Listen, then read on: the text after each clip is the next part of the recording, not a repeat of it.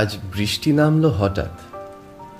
স্মৃতির জানলা থেকে দেখলাম একটা বর্ষা স্নাত ক্যানভাস, তোর মতোই সিক্ত চুইয়ে পড়া রং। কফির কাপটা ঠান্ডা হয়ে গেল, না বলা কথাগুলো বাষ্প হয়ে মিলিয়ে গেছে।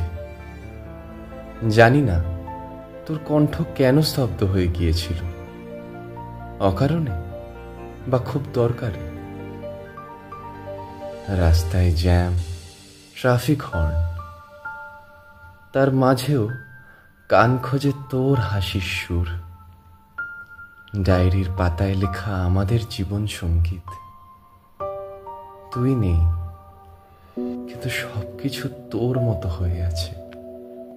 বর্ষায় শহরটা প্যাঁচালো হয়ে যায় তোর কথাগুলোর মতো, শুধু সোদা গন্ধটা থেকে যায়, ধরে রাখলে আরো ছড়িয়ে যায়। ডায়েরির অক্ষরে তোর প্রতিচ্ছবি, মোবাইলে পুরনো ছবি, তোর চুলের ভেজা ঘ্রাণ এখনো মনে গাথা, প্রায় ছুঁয়ে ফেলি স্ক্রিনে। তোর চুপ করে থাকা ছিল একটা আলাদা ভাষা, যেটা বৃষ্টি ছাড়া কেউ বোঝে না। আজকে তোকে না বলে বলা হয়ে গেল এই শহর, এই বর্ষা আর একটা দীর্ঘশ্বাসের কবিতা।